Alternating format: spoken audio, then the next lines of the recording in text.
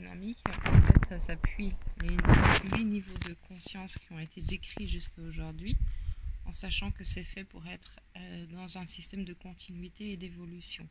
Il n'y en a pas plus que 8 qui sont décrits parce qu'on n'en a pas observé plus que ça. Il faut savoir que c'est quand même une étude qui a commencé en 1952 et qui continue activement aujourd'hui et qui a été faite sur très grande échelle avec beaucoup d'intervenants dans différents pays. Du coup, c'est un modèle statistique, c'est ça? En fait, ça part du professeur Greaves, qui était professeur de psychologie à l'université de New York et qui en avait ras-le-bol que quand il enseignait différents modèles, entre autres Maslow, entre autres Carl Rogers, etc., il en avait marre que ses étudiants lui disaient oui, mais c'est lequel le modèle le plus pertinent. Il était même à 2 doigts d'arrêter d'enseigner. Et du coup, ce qu'il a choisi de faire, c'est qu'il a commencé à, lui, étudier le système. Pour étudier ça, en fait, il a décidé de juste rien lire.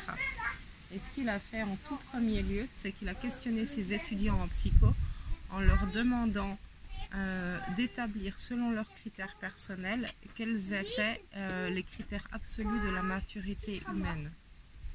C'est pour mes petits. Donc il a demandé à ses étudiants de décrire quelles pouvaient être les caractéristiques absolues de la maturité humaine et ce pendant plusieurs années. Et avec eux, en fait, il a commencé à étudier des axes de l'expression du soi. Il a retenu, après de nombreuses années, si je ne dis pas de bêtises, 5 axes principaux qui sont les 5 niveaux de conscience, qui sont exprimer le soi de façon impulsive à n'importe quel prix, sacrifier le soi pour une récompense future, exprimer le soi comme il désire être mais de façon calculée, sacrifier le soi maintenant pour être accepté et exprimer le soi comme il le désire mais sans jamais au détriment d'autrui. Et en fait, ça a été la structure de base sur laquelle s'est déployée ensuite la spirale dynamique.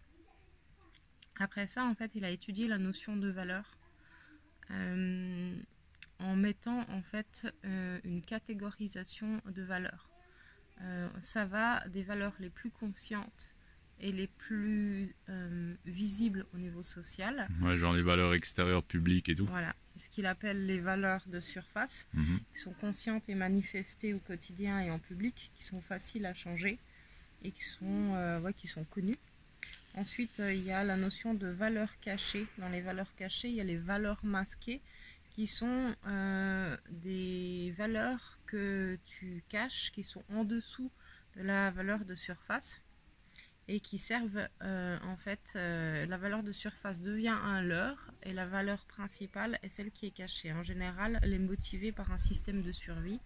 Et donc, il donnait l'exemple quand les colons chrétiens ont débarqué en Amérique du Sud, il y a plein de peuples qui étaient pacifiques, qui se sont conformés au christianisme et qui se sont adaptés et qui ont fait les rites attendus aux dates attendues chrétiennes. Et néanmoins, ils faisaient des célébrations avec des rituels qui leur permettaient de célébrer leur dieu païen. Donc là, il y avait « je me conforme à une valeur de surface ». Et derrière, j'ai une valeur cachée, une valeur masquée qui est plus profonde et qui est plus résonante avec moi. Ça, c'est un système de survie. Ensuite, il parle de valeurs cachées implicites. C'est toutes les valeurs qui sont non formulées, non dites et présupposées, connues. Elles existent dans les familles, dans les organisations, les sociétés, les pays. C'est forcément du non-dit et tout le monde doit la respecter pour être accepté. Il faut l'avoir accepté, assimilé et s'y conformer. Sinon, c'est le rejet par le groupe. Ouais, ok. Voilà, il donne l'exemple de la notion de qualité, comment elle varie dans les pays. Ou par exemple, aux États-Unis, la qualité, c'est quand ça fonctionne. Ouais, ça me parle grave. Pour les Allemands, je pense qu'on pourrait mettre les Suisses avec. Pour les Allemands, la qualité, c'est le respect des normes et des standards. Pour les Japonais, la qualité, c'est la perfection. Ils ont même mis en place, les Japonais, à une époque, un label de qualité qui s'appelait zéro défaut. Ah ouais. Tu vois, le truc complètement délirant. Et puis pour les Français, il y a une espèce de confusion qui est la qualité, c'est le luxe. Ouais. Voilà. Donc ça, c'est un exemple en fait de valeur implicite cachée.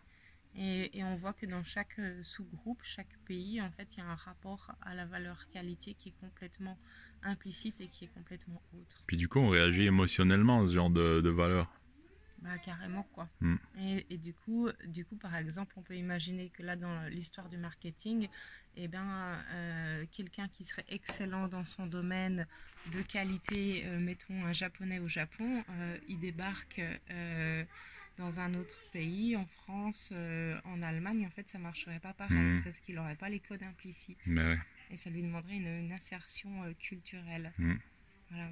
C'est génial. C'est assez excellent, ouais. Et ensuite, il pose la notion de valeur profonde qui, pour lui, en fait, diffère du sens des précédentes valeurs, qui sont des valeurs complètement inconscientes et qui décrivent les structures qui sont le réceptacle de ces valeurs de surface, des valeurs cachées et des valeurs implicites.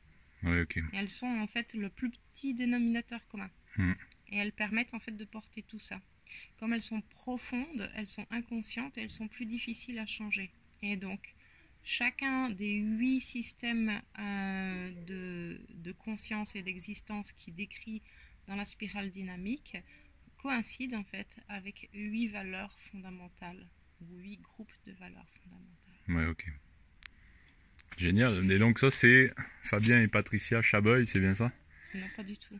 Si, c'est la spirale dynamique. Fabien et Patricia Chaboy. Ben, c'est d'après les études. D'après les études du Dr. Graves, ouais. Ouais. Yes.